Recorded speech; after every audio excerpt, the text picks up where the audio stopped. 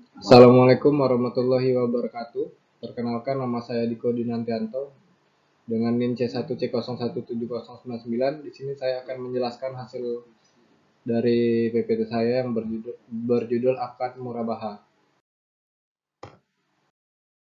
Yang pertama, pengertian akad murabaha. Murabaha adalah transaksi penjualan barang dengan menyatakan harga perolehan dan keuntungan atau margin yang disepakati oleh penjual dan pembeli. Pembayaran atas akad jual beli dapat dilakukan secara tunai atau bai nakdan atau tangguh atau bai muajal atau bai bis saman ajil. Secara luas jual beli dapat diartikan sebagai pertukaran harta atas dasar saling rela. Jual beli adalah memindahkan milik dengan ganti atau iwat yang dapat dibenarkan sesuai syariah. Pertukaran dapat dilakukan antara uang dengan barang, barang dengan barang yang biasa kita kenal dengan barter, dan uang dengan uang. Misalnya pertukaran nilai mata uang rupiah dengan yen. Selanjutnya, yang kedua, dasar syariah. Yang pertama dari Al-Quran, ada hai orang-orang yang beriman, janganlah kamu saling memakan atau mengambil harta sesamamu dengan jalan yang batil atau tidak benar, kecuali dengan jalan perniagaan yang berlaku dengan sukarela di antaramu.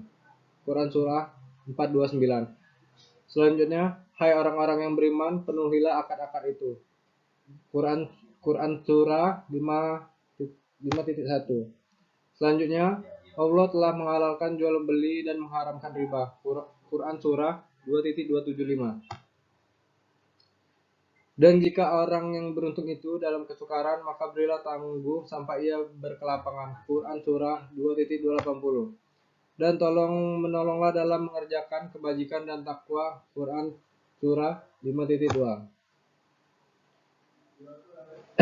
Hai orang-orang yang beriman, jika kamu melakukan transaksi utang piutang untuk jangka waktu yang ditentukan, tuliskanlah. Quran Surah 2.282.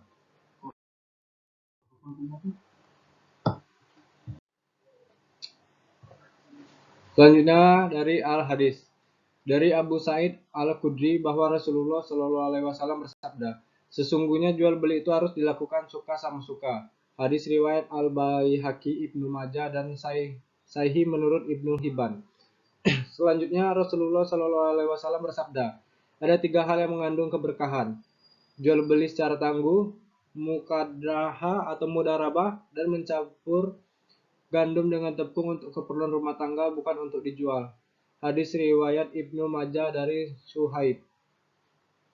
Allah mengasihi orang yang memberikan kemudahan bila ia menjual dan membeli serta di dalam menagih haknya. Dari Abu Hurairah. Orang yang melepaskan seorang muslim dari kesulitannya di dunia, Allah akan melepaskannya kesulitannya di hari kiamat, dan Allah senantiasa menolong hambanya selama ia suka menolong saudaranya. Hadis riwayat Muslim. Menunda-nunda pembayaran yang dilakukan oleh orang mampu menghalalkan harga diri dan pemberian sanksi kepadanya. Hadis riwayat Abu Dawud, Ibnu Majah, dan Ahmad. Penundaan atau pembayaran yang dilakukan oleh orang mampu adalah suatu kezoliman. Hadis riwayat Bukhari dan Muslim. Sumpah itu melariskan barang dagangan akan tetapi menghapus keberkahannya. Hadis riwayat Al-Bukhari. Selanjutnya rukun dan ketentuan. Yang pertama, pelaku-pelaku cakap hukum dan balik berakal dan dapat membedakan, sehingga jual beli dengan orang gila menjadi tidak sah, sedangkan jual beli dengan anak kecil dianggap sah apabila seizin walinya. Yang kedua, objek jual beli. Selanjutnya, ijab kabul. Ijab kabul pernyataan dan ekspresi saling ridha atau rela di antara pihak-pihak pelaku akad yang dilakukan secara verbal, tertulis, melalui korespondensi atau menggunakan cara-cara komunikasi modern. Apabila jual beli telah dilakukan sesuai dengan ketentuan syariah, maka kepemilikannya, pembayarannya, dan pemanfaatan atas barang yang diperjualbelikan menjadi halal. Demikian sebaliknya, kalau kita perhatikan semua ketentuan syariah di atas tidak ada yang memberatkan. Semuanya masuk akal, memiliki nilai moral yang tinggi, menghargai hak kepemilikan harta, meniadakan persengkatan yang dapat berakibat pada permusuhan. Dengan kata lain, semua itu adalah untuk kebaikan manusia itu sendiri. Terima kasih. Wassalamualaikum warahmatullahi wabarakatuh.